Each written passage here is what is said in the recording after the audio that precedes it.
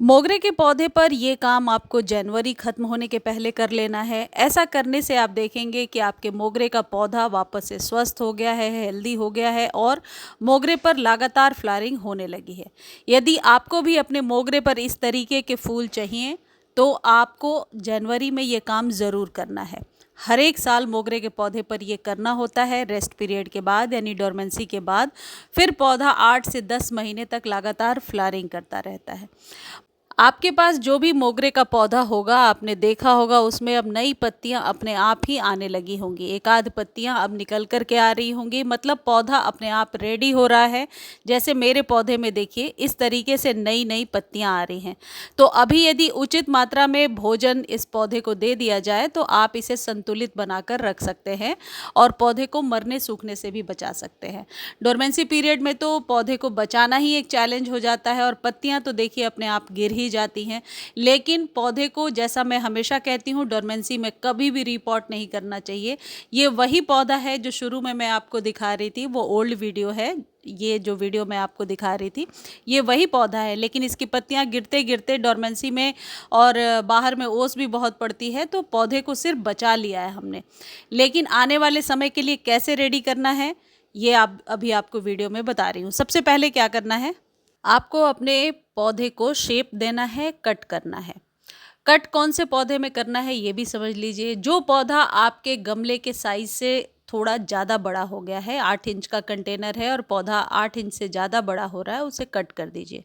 आपके पौधे को शेप भी मिलेगा और पौधा फ्लावरिंग यकीन मानिए बहुत अच्छी करेगा, क्योंकि मोगरा जो पौधा होता है ये कटिंग के द्वारा, कैंची की सहायता से इसे हम बहुत ज़्यादा फ्लावरिंग ले सकते हैं। लेकिन किस पौधे पर अभी कटिंग नहीं करनी है वो भी मैं आगे आपको बता रही हूँ।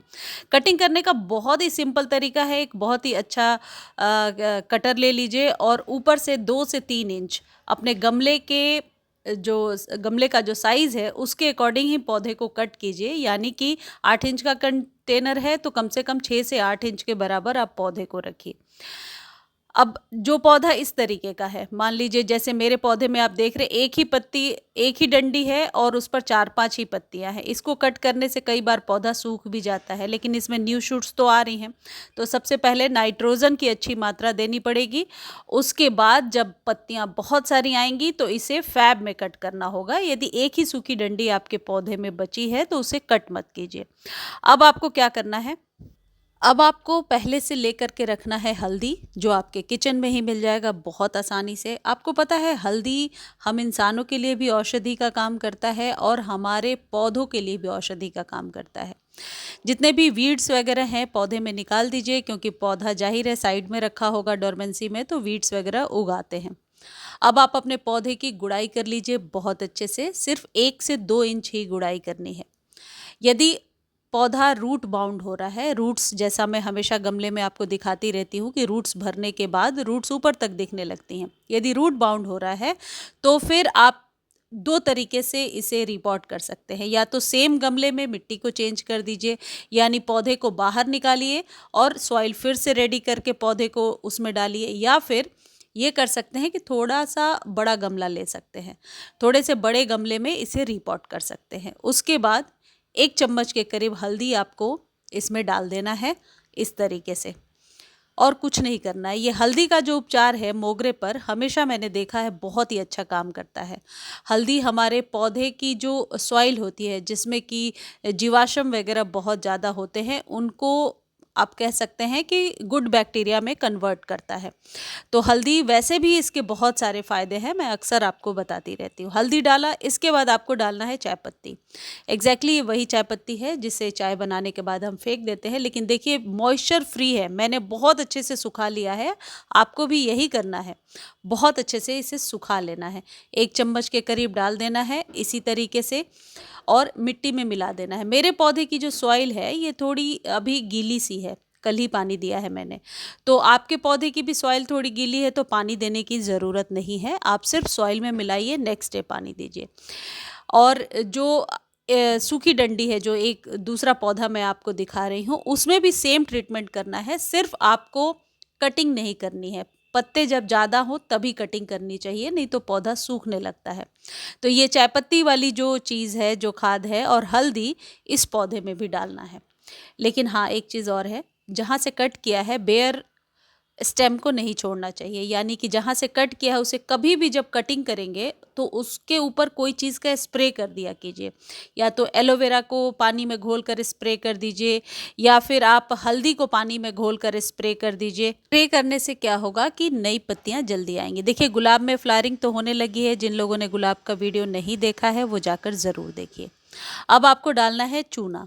ये जो चूना है ये मोगरे पर सालों भर इस्तेमाल होता है, सिर्फ 2 महीने डोरमेंसी के पीरियड में नहीं डालना होता है। लेकिन आधा चम्मच चूना आपके मोगरे को बहुत अच्छी मात्रा में कैल्शियम दे देता है। अब यहाँ एक बात मैं ऐड ऑन करना चाहती हूँ। यदि आप नीम खली या फिर वर्मी कंपोस्ट देना चाहते हैं अपने पौधे को दे सकते हैं, लेकिन ये बहुत ही नेचुरल तरीके से पौधे को खाद देना मैंने शुरू किया है, क्योंकि 2 महीने के बाद एकदम से केमिकल खाद देना या कोई ऐसा खरीद करके खाद देने से बेहतर है कि घरेलू खाद दे दीजिए अभी शुरू में, और उसके 7 दिनों के बाद आप नीम खली या वर्मी कंपोस्ट डाल दीजिए। और आपके पास समय की कमी है तो आप अभी भी 1 चम्मच नीम खली और 1 चम्मच वर्मी कंपोस्ट डाल सकते हैं। चूना डालने के बाद आपको अच्छे से मिट्टी में इसे मिला करके छोड़ देना है। बस ये हो गया कंप्लीट ट्रीटमेंट। लास्ट में एक चीज़ मैं आपको बता रही हूँ कि जो मैंने कहा कि कट करने के बाद बेयर स्टेम को नहीं छोड़ना चाहिए, तो आप क्या करेंगे, बस आधा चम्मच एप्सम सॉल्ट ले लीजिए, इसे 1 लीटर पानी में डालिए और पौधे पर अच्छे से स्प्रे कर दीजिए। इससे आप देखेंगे नई पत्तियां जल्दी आ रही हैं और जो स्टेम है वहाँ से काली नहीं पड़ रही है। वैसे मोगरे की स्टेम तो काली नहीं पड़ती है, लेकिन प्रिकॉशन के तौर पर क्योंकि सर्दियां हैं तो थोड़ा सा प्रिकॉशन लेकर चलना ठीक रहता है। इस तरीके से मोगरे पर कंप्लीट ट्रीटमेंट कीजिए। बहुत ही आसानी से आप मोगरे पर लगातार फ्लावरिंग ले पाएंगे। और हाँ, जब आप ऑर्गेनिक खाद देते जाते हैं तो खुशबू बहुत अच्छी आती है मोगरे पर आने वाले समय में।